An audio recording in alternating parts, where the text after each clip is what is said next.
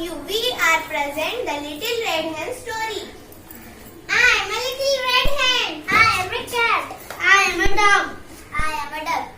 The little red hen lived on a farm. A cat, a dog and a duck.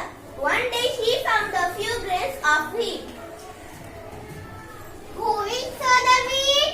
Not I. Not I. Not I. Very well then, I will. So she sowed the wheat. After some time, the wheat grew tall, with ears full of grain. She said, "Who will cut the wheat? Not I. Not I. Not I. Very well then, I will." So she cut the wheat. And she said, "Who will thread the wheat? Not I. Not I. Not I. Very well then, I will." So she threshed the wheat. She said,